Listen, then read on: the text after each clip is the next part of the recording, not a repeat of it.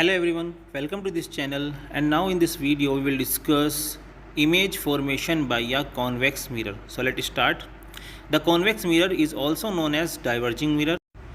इसको diverging mirror इसलिए कहा जाता है बिकॉज ये प्रिंसिपल एक्सिस के पैरेलल आ रही सारी बीम्स ऑफ लाइट्स को डिफरेंट डायरेक्शन में डाइवर्ज कर देता है because of its reflecting surface, क्योंकि जो इसका रिफ्लेक्टिंग सरफेस है वो आउटवर्ड बेंट होता है, बाहर की तरफ बेंट होता है, जिसकी वजह से इसका जो कन्वर्जिंग पॉइंट बिल्कुल जीरो होता है और डाइवर्जिंग पॉइंट इसका मैक्सिमम होता है। इसी वजह से इसको डाइवर्जिंग मिरर भी कहा जाता है। इसे हम यहाँ नीचे एनिमेशन में देख के समझ सकते हैं। जैसे हमारे पास एक कैंडल है जो कॉन्वेक्स मिरर के फ्रंट में रखी हुई है, एंड आप यहाँ देख सकते हैं कि किस तरीके से हमें यहाँ पे इमेज देखने को मिलती है।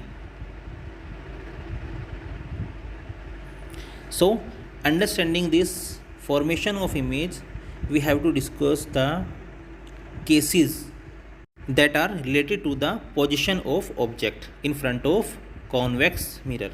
So let's start by the case first.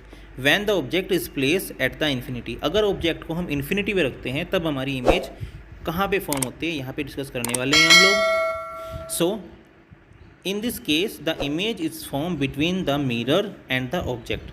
तो हम हमेशा यहाँ पे देखते हैं कि जब हमारा जो है ऑब्जेक्ट इन्फिनिटी पे रखा हो तो ऑब्जेक्ट की जो इमेज बनती है वो मिरर और ऑब्जेक्ट दोनों के बिटवीन बनती है, बीच में बनती है। इसको हम यहाँ नीचे एनिमेशन में देखकर समझ सकते हैं। तो जैसे हम यहाँ देख पा रहे हैं कि अगर हमारे पास जो ऑब्जेक्ट है वो इन्फिनिटी पे रखा है तो उससे जो लाइट आ रही है हमारी, अगर वो प्रिंसिपल एक्सिस के पैरेलल आती है तो वो जो रिफ्लेक्टिंग सरफेस है हमारा उसका बेंट आउटसाइड होने की वजह से डिफरेंट डायरेक्शन में वो निकल जाती है, मीन्स वो डाइवर्ज हो जाती है। लेकिन इमेज फॉर्मेशन के लिए हम क्या करते हैं, इन जो लाइट्स को पीछे की तरफ बैक ट्रेस करा देते हैं और यहाँ पे जो हमें इमेज देखने को मिलती है वो हमेशा फोकस पर देखने को मिलती है। सो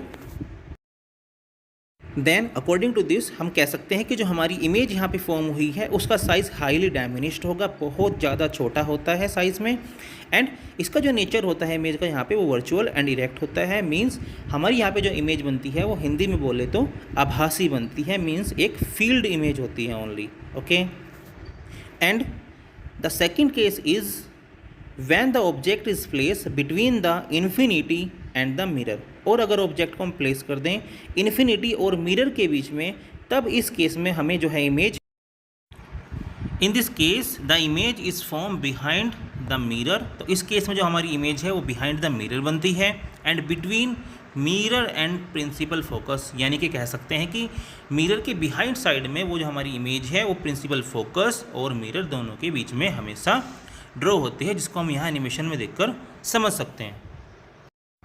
सो इन दिस केस अगर हम क्या करते हैं, ऑब्जेक्ट को इन्फिनिटी और मिरर के बीच में रख देते हैं, तब उससे होकर जाने वाली जो हमारी रे ऑफ लाइट है उसको अगर प्रिंसिपल एक्सिस के पैरेलल लेके जाए तो वो डिफरेंट डायरेक्शन में बेंट हो जाती है। और अगर हम क्या करते हैं, उसी के हेड से एक रे ऑफ लाइट जो है दोबारा मिरर से रिफ्लेक्ट कराते हैं, तो अगर उसको भी हम क्या करते हैं बैक ट्रेस कराते हैं तो ये सेंटर ऑफ कर्वेचर से होकर निकलती है और ये दोनों लाइन एक दूसरे को मिरर और प्रिंसिपल फोकस के बीच में क्रॉस करती हैं, जहाँ पर हमारी जो इमेज है हमें देखने को मिलती है।